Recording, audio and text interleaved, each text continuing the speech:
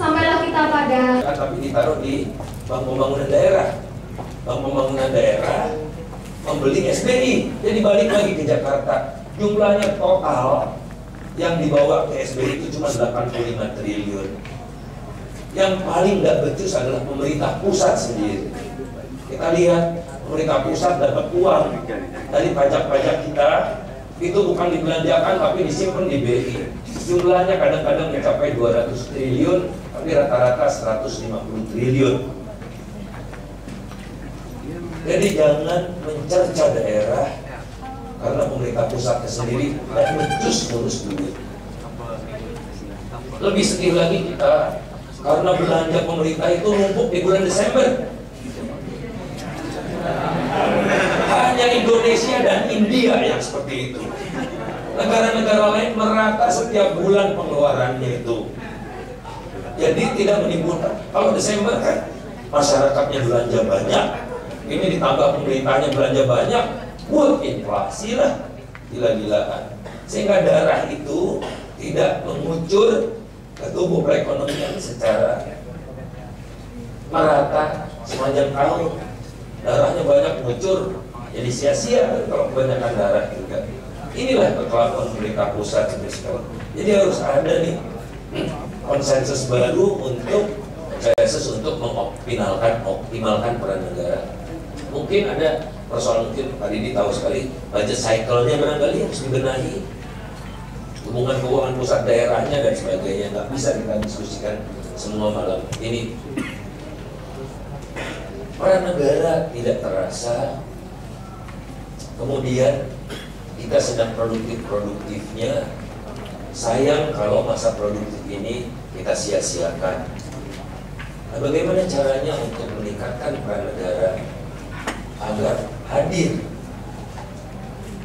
secara proper mendukung kehidupan masyarakat dan kegiatan ekonomi? Pilihannya cuma dua, pajak dinaikkan.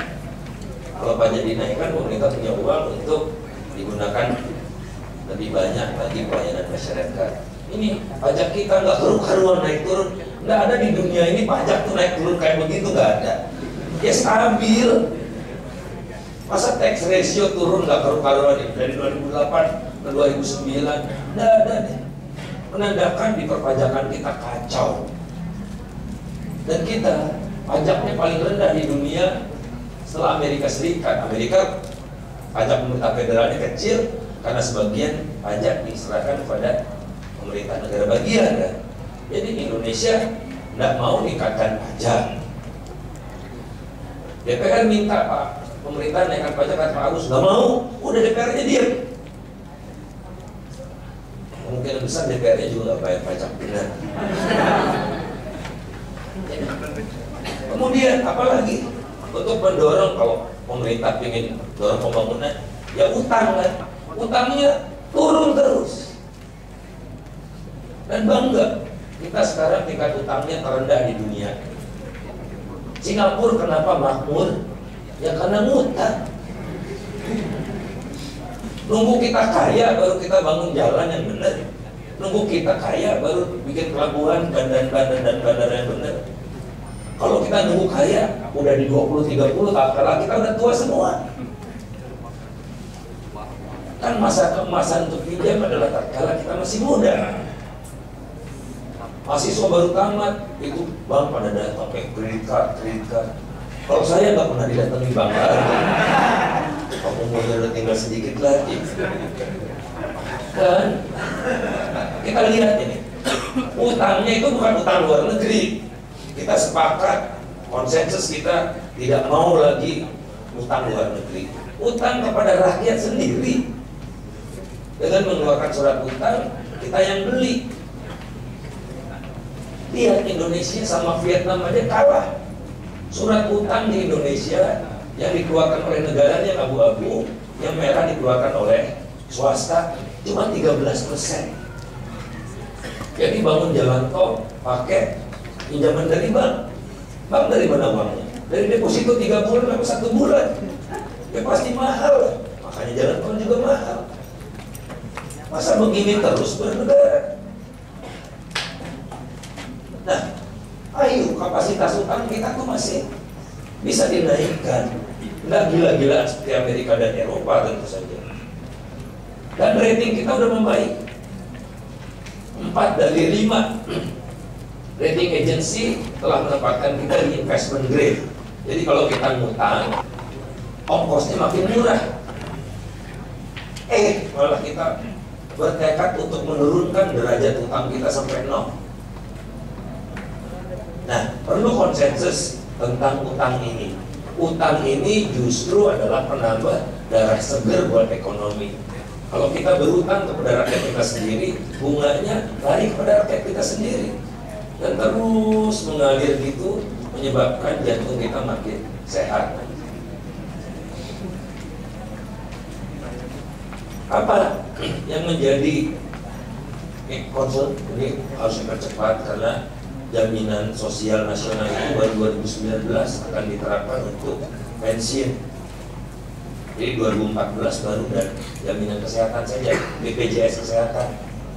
Pada lihat teman-teman sekalian, yang namanya negara-negara yang berperadaban itu melaksanakan sistem pasar, jaminan sosialnya juga sempurna.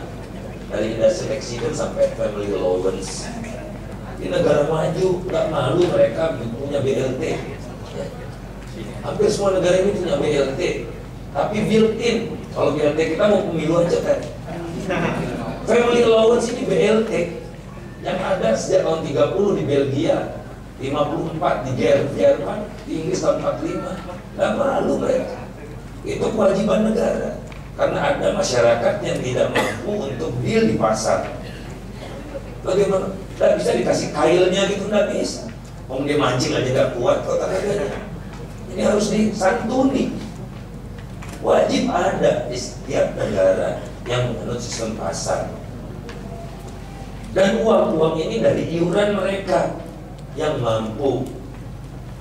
Coba lihat dari iuran kesehatan aja. 10 tahun ke depan kita bisa dapat 632 triliun dan jaminan hari tua 758 triliun. Totalnya dalam 10 tahun kita bisa kumpulkan uang 1.500 triliun, uang darah dan keringat rakyat. Nah, karena rakyatnya masih muda, pensiunnya masih lama, uang tabungan buruh itu bisa dibelikan obligasi pemerintah itu atau obligasi BUMN. Jadi kita nggak perlu utang ke luar negeri, nggak perlu mengundang swasta yang konyol-konyol itu. Kadang-kadang kan swasta nasional kita lebih jahat dari asing ya. Merampoknya lebih berani karena merasa ini negara gua, suka-suka gua dong. Dulu bapak gua pejuang, sekarang gua dong. Ya, kayak gitu. Kalau asing nggak berani kayak gitu. Gak usah sebut namanya lah. Kemudian istilahnya tuh kalau di anggaran itu kita tuh bisa leluasa atau tidak untuk ngutak-ngatik itu buat kesejahteraan rakyat. Jadi ada namanya Wiggle Room Index. Indeks sampai seberapa jauh kita masih mampu bermanuver. Indonesia itu kemampuan bermanuvernya itu dari sini sampai sini tuh masih luas sekali. Ya. Terluas kedua setelah Saudi Arabia. Jadi kita banyak yang masih bisa kita lakukan dengan berutang, dengan naikkan pajak, macam-macam itu, efisiensi anggaran. Inggris, Mesir, India, kalau mau bermanuver pun ruang geraknya tinggal sedikit, segini. Jadi kita nggak manfaatkan, Insya Allah nggak ngerti kan. Tapi saya udah sampaikan lah, langsung tadi ke Wapres sekalipun. Saya lewati aja. Lewati dia biar cepat.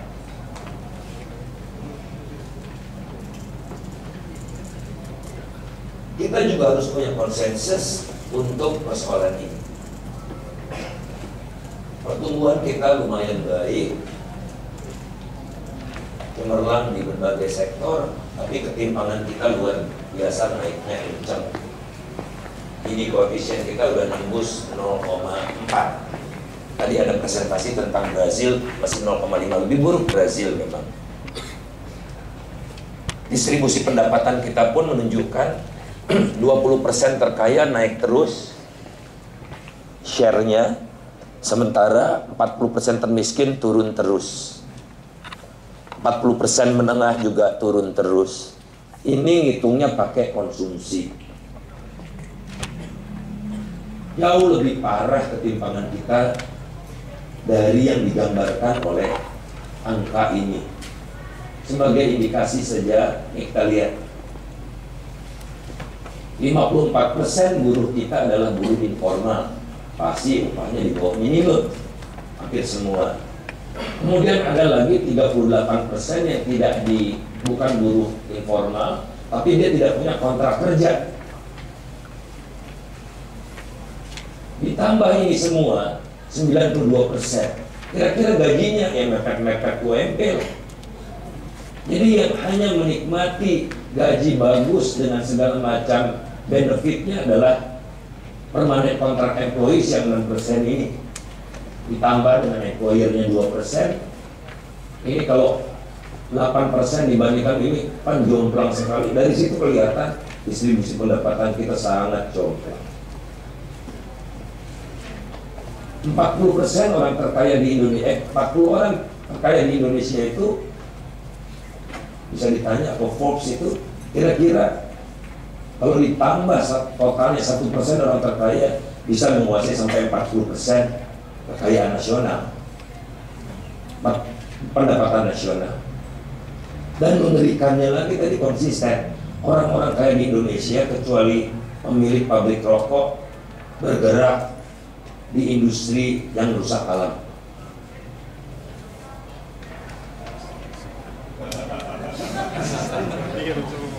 Batu bara, sawit, pokoknya yang ekstraktif. Beda sama di Amerika, pemenangnya kan pakai otak ya, Bill Gates gitu. Kalau kita istilahnya kasarnya, orang bodoh pun kalau dikasih konsesi alam bisa kaya. Mau kita biarkan begini terus, rasanya nggak bisa. Harus dibuat sedemikian rupa supaya laba mereka turun, atau supaya porsi negaranya lebih banyak untuk didistribusikan ke rakyat yang lain. Dan tadi ditunjukkan di daerah-daerah yang kerusakan alamnya besar akibat eksploitasi sumber daya alam, kualitas hidup manusianya kacau. Jadi tidak menetes ke rakyat lokalnya. Sehingga angka kemiskinan yang ini, kita lihat, turunnya lambat. Saya percaya bahwa orang miskin di Indonesia makin sedikit, ya, tapi penurunannya makin lambat. Dalam 12 tahun cuma turun dari 19 ke 12%, 7%. Terlalu kecil, terlalu lambat penurunan ini. Dan kita berada di negara ini, kemiskinan di East Asia rata-rata Indonesia di atas, tapi pakai 2%, $2. Kalau ini nasional, kemiskinan nasional ini. Ya, kalau kita komparasi dengan internasional, kemiskinan kita di atas rata-rata kawasan ini. Saya lewati saja. Mengapa ini terjadi, teman-teman sekalian? Menurut Acemoglu dan Robinson, karena selain kita ekonominya mengarah ke ekstraktif, tadi sudah saya tunjukkan, ekspor kita 2001 ekstraktifnya udah belum, lupa lah. Saya cek dulu. Oh, belum. Jadi selama ini kita menyerahkan kepada pasar. Negara masa bodoh ya, mau ekspor ekstraktif, mau petik jual, mau tembang jual, silakan. Nggak usah diolah dalam negeri ya, silakan, suka-suka deh. Lihat market signal aja. Nah, market signal itu menunjukkan bahwa kita makin terbelakang. Coba saya cek dulu. Lebih banyak ini. Mana? Masalah.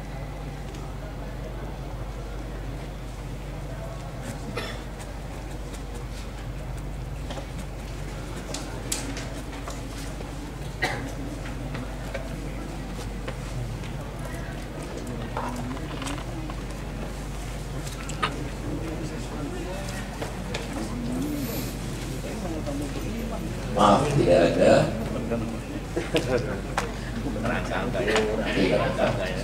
Jadi sekedar saya ingin tunjukkan saja bahwa pada tahun 2001 ekspor kita itu yang berupa komoditi kira-kira 40%. Kalau negara itu makin maju, dia mengolah dulu komoditinya menjadi produk-produk industri ya. Tapi bukannya turun, justru pada tahun 2011 ekspor komoditi kita naik jadi 65%. Jadi terjadi ekstraktifikasi di dalam ekspor. Jadi struktur ekspor kita mirip dengan struktur ekspor dengan penjajahan. Ditambah dengan extractive economic institutions yang dicirikan oleh lack of law and order. Coba bayangkan, di Kalimantan Timur luas wilayahnya itu 19,9 juta hektar. Tapi konsesi yang diberikan oleh negara untuk tambang, HPH, dan perkebunan itu 22 juta hektar. Jadi konsesi yang diberikan lebih banyak dan lebih tinggi daripada luas daerahnya. Jadi rumah orang pun udah dikasih konsesinya ke orang lain. Itu lack law and order, insecure property right. Makanya industri buku tidak berkembang di Indonesia. Laku dikit dibaca. Hanya kiri-kiri profesor dan dosen seperti saya. Bukunya katanya box office, tapi katanya cuma tercetak 2.000 gitu-gitu. Pembayaran installment pertama aja udah, kemudian nggak ada lagi. Jadi property rate nggak ada. Entry barriers dan regulation preventing functioning of market and creating an unlevel playing field. Jadi semakin monopolistik. Jadi kian hari industri kita itu semakin terkonsentrasi. Makin mampu pengusaha itu menentukan harga sesuka mereka. Inilah yang disebut extractive economic institutions. Beriringan dengan extractive political institutions yang dicirikan oleh terkonsentrasinya kekuasaan di tangan segelintir orang.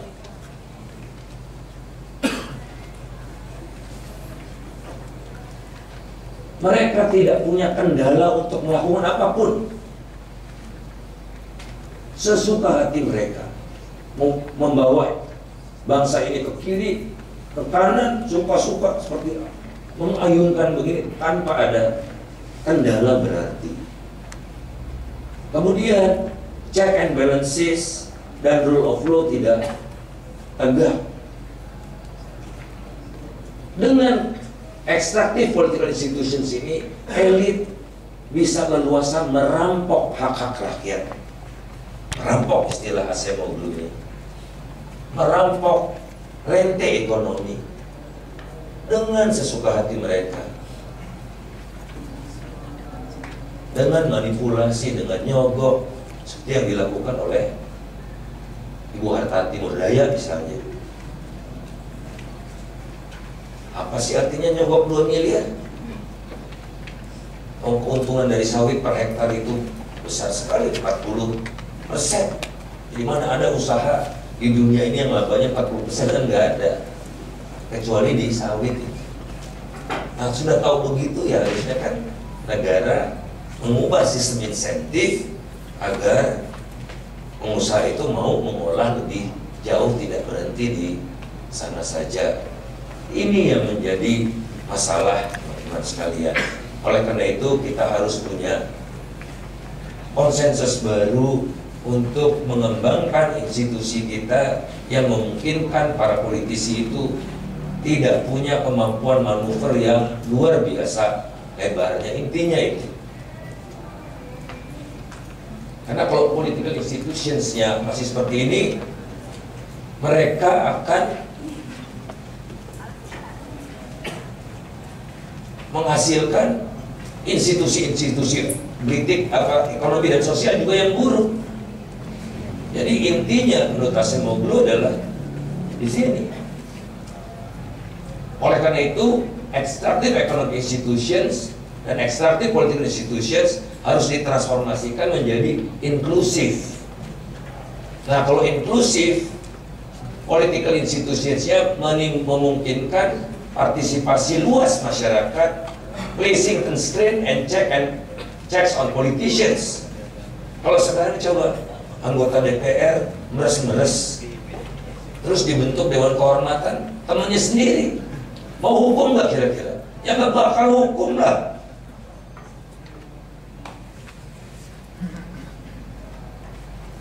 Jadi harus ada checks and balances. Nah, ini juga yang saya sampai pada sebagai contoh saja betapa ribetnya kita bernegara ini. Kita menganut presidensial. Kalau di presidensial itu presidennya dipilih langsung oleh rakyat. Tapi sejak zaman Bung Karno sampai Megawati yang milih presiden siapa? MPR. Presidensial ngakunya munafik sekali. Sejak baru zaman Pak SBY lah presidensial. Tapi sejak itu kekuasaan presiden dipreteli oleh DPR. Jadi kacau nih kalau begini terus. Dan di presidensial ada namanya koalisi. Mana ada koalisi? Tapi koalisinya tanpa ongkos. Jadi ada partai mendukung pemerintah gitu. Tapi kalau partai itu merasa ingin mengkritik pemerintah, dia ngeritik aja. Kalau di India kan mundur partainya karena udah tidak sejalan lagi, tidak saluan lagi. Di sini, terserah presiden kalau mau mencat lah. Jadi tidak ada ongkos untuk balelo. Rasanya kita nggak bisa begini terus bernegara.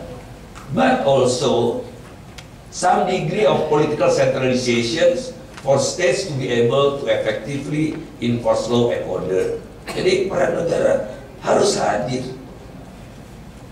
Dan di makalah itu saya sampaikan konsensus yang harus dibentuk adalah bagaimana peran negara dan peran pasar dan bagaimana kita menyikapi inequality. Konsensus itu dari mana saya bayangkannya ya dari pemikiran Cak Nur. Banyak sekali Cak Nur menulis buku tentang masyarakat madani, tentang kisah-kisah di masa Rasulullah SAW. Misalnya waktu perjanjian Hudaybiyah, waktu Rasul masuk ke Mekah, kemudian waktu pidato di Haji Wada, itu keren banget ya. Makanya saya heran kok ada radikalisme di dalam Islam, saya nggak habis pikir. Di Piagam Madinah itu semua Yahudi yang nggak beragama pun dikasih hak yang sama, asal bayar kewajibannya, istilahnya pajak gitu ya. Jadi dilindungi oleh negara. Kemudian tidak ada salahnya kita ngalah sebentar gitu ya, untuk memperoleh hasil yang lebih baik. Di perjanjian Hudaybiyah nggak bagaimana Rasulullah itu dikerjain sama kafir Quraisy itu ya. Perjanjiannya nggak adil sampai Sayyidina Umar marah-marah ke Rasul. Rasul kok gini mau teken, dan tidak dikatakan Muhammad Rasulullah, nggak boleh Muhammad bin Abdullah. Jadi tidak mengakui dia kerasulan Nabi. Ini teken tetap sama Nabi. Tapi itulah awal kemenangan. Dan Rasul tidak dendam waktu masuk ke Mekah untuk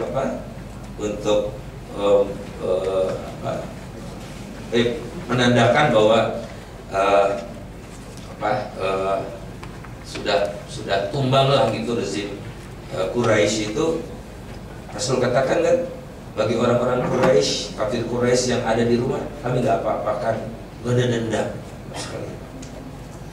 Dan di Haji Wada itu dikatakan oleh Rasulullah, tidak ada warna kulit, perbedaan warna kulit, agama dan sebagainya. Yang berbuat baik sajalah yang kita promosikan. Jadi dari sini harusnya sebagai umat yang konon kita sangat beragama gitu, walaupun secara formal barangkali substansinya belum, rasanya lebih mudah untuk melakukan atau membentuk konsensus-konsensus baru, tidak ngotot-ngototan, dengan penuh kejujuran. Itu yang saya katakan, dengan penuh kejujuran dan keterbukaan.